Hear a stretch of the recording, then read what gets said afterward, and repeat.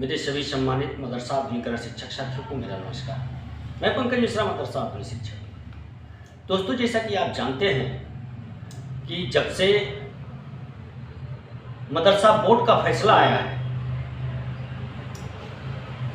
तब से एटीएस की जांच लग गई है। और एटीएस की जांच सरकार ने क्यों लगवाया, ये तो खैर सरकार की मंशा जाने, लेकिन जांच लगवाने का सरकार का एक ही मकसद है, जहां तक मेरा विचार कहता है कि जो फर्जी मदरसे हैं, जो फर्जी नियुक्तियां हैं, उनकी पड़ताल की जाए और पड़ताल के बाद फिर जो लीगल है उनको आगे बढ़ाए जाने की प्रक्रिया शुरू की जा सकती है। आज हमारे पास मदरसा से संबंधित दो सूचना है दोस्तों। एक थोड़ी बुरी खबर है और एक बहुत अच्छी खबर है।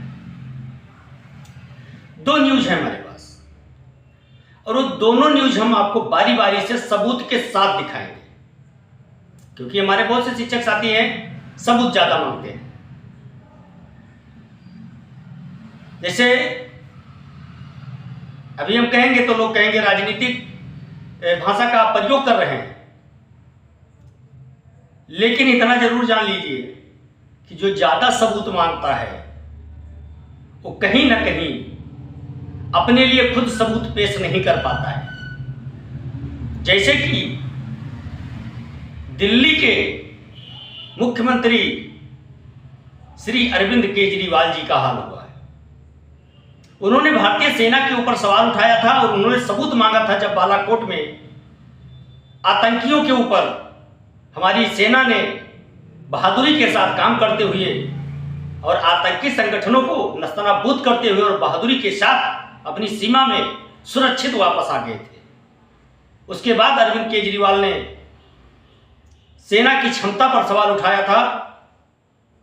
हालांकि बीजेपी ने भी उसका राजनीतिकरण किया, उसका लाभ लेने का प्रयास किया और उसको लाभ मिला भी, लेकिन अरविंद केजरीवाल सबूत मांगते मांगते खुद जेल चले गए और अपना बेगुनाही का ढोल बजाते बजाते थक गए, परेशान हो गए और नौबत ये आ गई कि उनका मुख्यमंत्री, उनका उप मुख्यमंत्री, उनका फायर ब्रांड सांसद सभी जेल चले गए और अपना सबूत नहीं पेश कर पाए।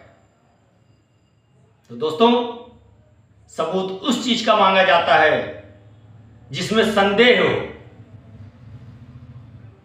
और जिसमें संदेह नहीं होता है उसका सबूत नहीं मांगा जाता है। उसके ऊपर आपको ट्रस्ट करना पड़ता है और जिसके ऊपर आप ट्रस्ट करते हैं वो आपसे धोखा भी नहीं कर सकता है। लेकिन मैं ये भी मानता हूं कि कुछ लोग ऐसे होते हैं जो विश्वासघात करते हैं, जैसे एजाज साहब ने किया है लखनऊ पर क्षेत्र में आने वाले मदरसा आधुनिकरण शिक्षकों के साथ। उसी तरह से कुछ शिक्षक और भी होते हैं। खैर, ये बातें बाद में होंगी, लेकिन मेरे पास आज दो खबर है। एक बकाये को लेकर के है और एक शिक्षकों से संबंधित है। दोस्तों, पहला सबूत मैं आपको खुशखबरी वाला देना चाहता हूं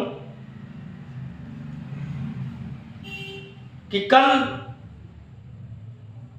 ऑल इंडिया टीचर एसोसिएशन मदारसे अरबिया ने मदरसा आधुनिकरण शिक्षकों के बकाये को लेकर के बहुत बड़ा बयान जारी किया है और बकाये को दिलवाने के लिए उन्होंने कहा है कि हम आपके साथ संघर्ष करेंगे और दोनों मंत्री से मिलकर के इसका समाधान निकालने का उन्होंने वादा किया है। आपने पेपर में भी पढ़ा होगा, पेपर का कटिंग भी मेरे पास है, वो इस वीडियो पर हम अपलोड कर देंगे, उसको आप लोग देख लीजिएगा। और ये कहीं ना कहीं उन शिक्षकों के लिए थोड़ी राहत भरी खबर हो सकती है जो एडेड मदरसों में पढ़ा रहे हैं, लेकिन इसके पीछे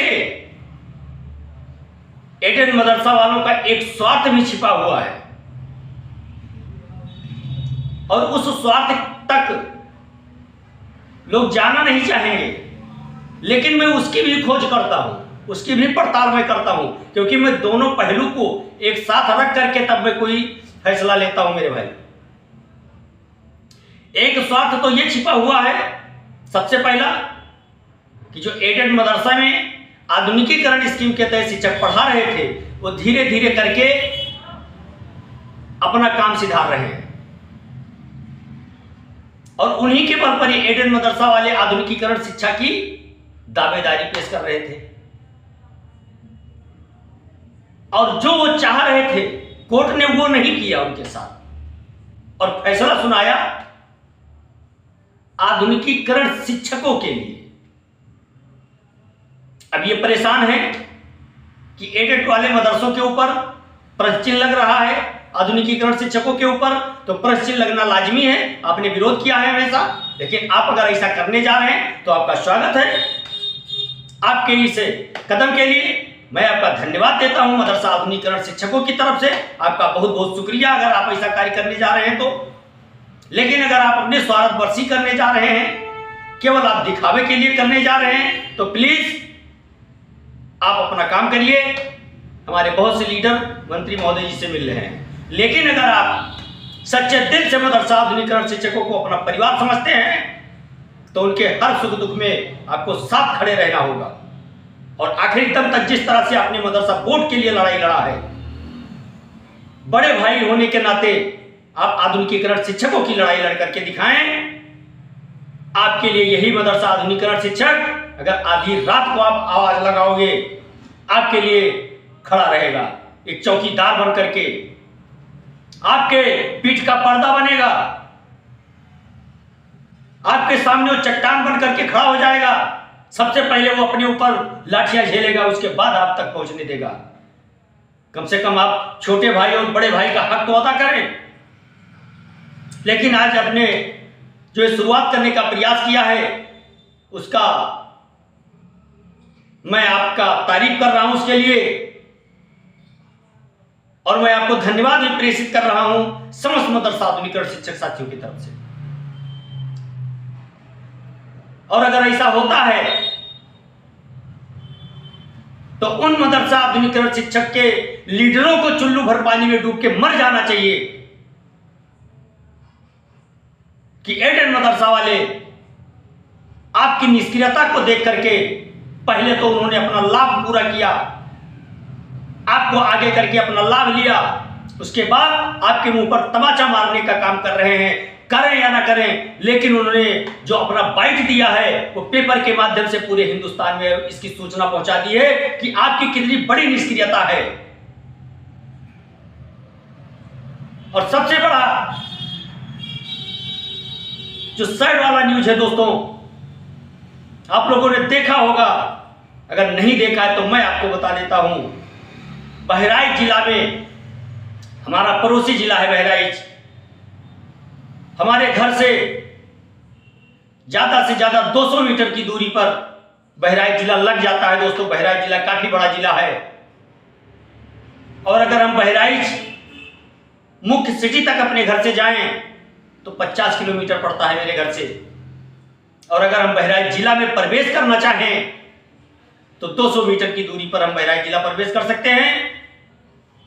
500 मीटर चलेंगे गोंडा जिला में पहुंच जाएंगे और 3 किलोमीटर चलने के बाद हम बलरामपुर के जिला में पहुंच जाएंगे दोस्तों।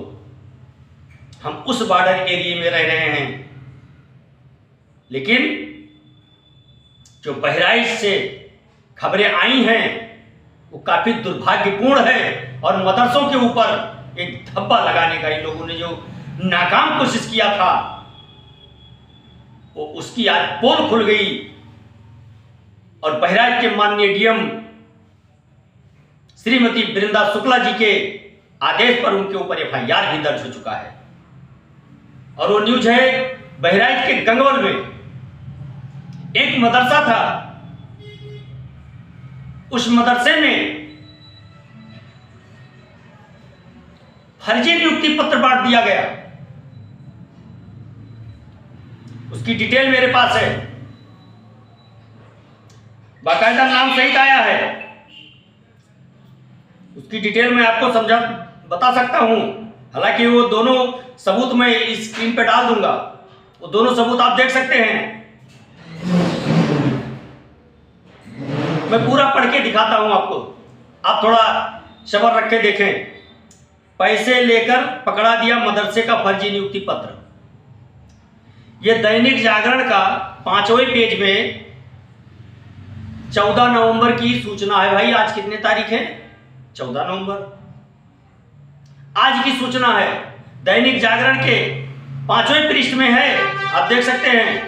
इसमें लिखा हुआ है 5-5 लाख रुपए लेकर फर्जी नियुक्ति देने का मामला सामने आया है। प्रकरण में गंगौल बाजार में संचालित मदरसा के वर्तमान व पूर्व प्रबंधक, ग्राम प्रधान समेत 4 लोगों पर फर्जी नियुक्ति समेत अन्य मामलों में मुकदमा दर्ज हुआ है।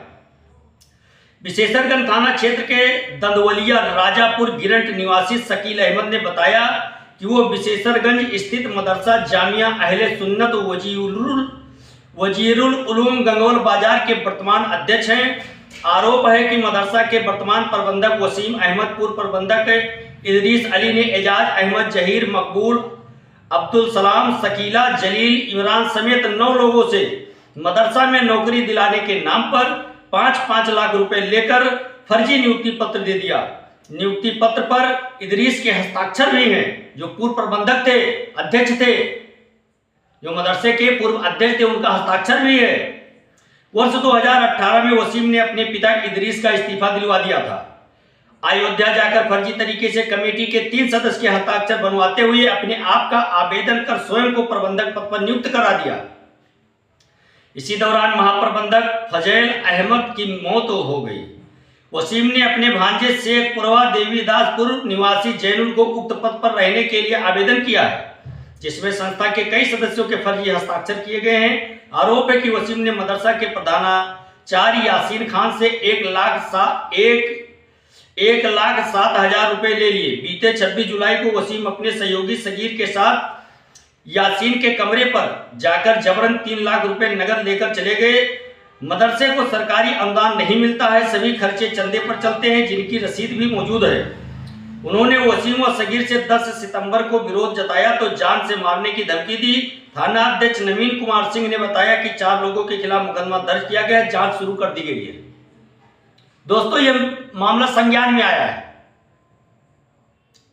अब इस पर जांच चलेगी। एफआईआर दर्ज हो चुका है और जांच में क्या पाया जाता है, क्या यह सही है या गलत है, ये देखने वाली बात होगी। लेकिन हमेशा से मेरा एक ही मानना रहता है कि बिना आग लागे धुआं नहीं उठता है। दोस्तों, जब तक आग नहीं लगेगी कहीं, तब तक धुआं नहीं उठ सकता है। और इसका जिक्र मैंने कई वीडियो में किया है कि अवैध वसूली इन मदरसों में काफी संख्या में हुई थी, जिसको उत्तर प्रदेश की सरकार ने काफी हद तक उस पर काबू पाया है। दोस्तों, और ये उन मदरसों के शिक्षक हैं जिनको सरकार 7-7 सालों से पैसा नहीं दे रही है। 5 लाख उन्होंने अपना भर्ती भी लगा दिया प्रबंधक और अध्यक्ष को देकर के, और जब उससे बचा तो आज तक सरकार ने उसको एक फूटी कौड़ी नहीं दी। यानी दोनों तरफ से उसका शोषण किया गया, सरकार की तरफ से भी और मदरसा प्रबंधन समिति की तरफ से भी। पिस तो गया उसमें वो बेचारा शिक्षक, और लोग घूस इसलिए देते हैं कि अगर हम घूस नहीं देंगे तो हमारे स्थान पर कोई दूसरा हो जाएगा। इसीलिए मैं हमेशा से कहता आया हूं कि नियुक्ति किसी भी विभाग में हो, प्रतिभा के ऊपर होना चाहिए, और जब प्रतिभा के ऊपर नियुक्ति होगी तो ऐसे मामले बंद हो जाएंगे। ना अमीर अमीर होता जाएगा, ना गरीब गरीब होता जाएगा। जब सभी सामान्य रूप से हो जाएंगे तो हमारे यहां जातिवादिता खत्म हो जाएगी। जो जातियों के बीच में आपसी टकराव है वो खत्म होगा, और अमीर और गरीब धीरे धीरे करके एक समान हो जाएंगे और समानता आ जाएगी, और जातिवादिता जिस दिन खत्म हो जाती है उसी दिन से भेदभाव खत्म हो जाएगा, और उसी दिन से हमारा हिंदुस्तान एक सोने की चिड़िया कहलाना शुरू कर देगी। दोस्तों, इसका मेरे पास वीडियो भी है, मैं वीडियो भी डालूंगा इसमें। लेकिन आप लोगों से मेरा निवेदन है कि अगर पैसा देकर के आपको नौकरी करना है 10 लाख 20 लाख 25 लाख, तो मेरे भाई आप नौकरी ना करें, आप उसका बिजनेस करें, बिजनेस में लगाएं, और नौकरी से कहीं ज्यादा आप राशि भोगेंगे और उससे आपकी आमदनी ज्यादा होगी, और आप नौकरी 2-4 लोगों को और दे सकते हैं। अगर आपको 15 लाख 10 लाख 20 लाख रुपया घूस देना है तो घूस मत दीजिए, क्योंकि आपके हिंदुस्तान में घूस लेना भी जुल्म है और घूस देना भी जुल्म है, इसलिए आप इससे बचें। अगर ऐसी कोई संदिग्ध गतिविधियां पाई जाती है तो आप तुरंत शासन प्रशासन को सूचित करें। आज के लिए बस इतना ही। नमस्कार, जय हिंद, जय भारत, भारत माता की जय।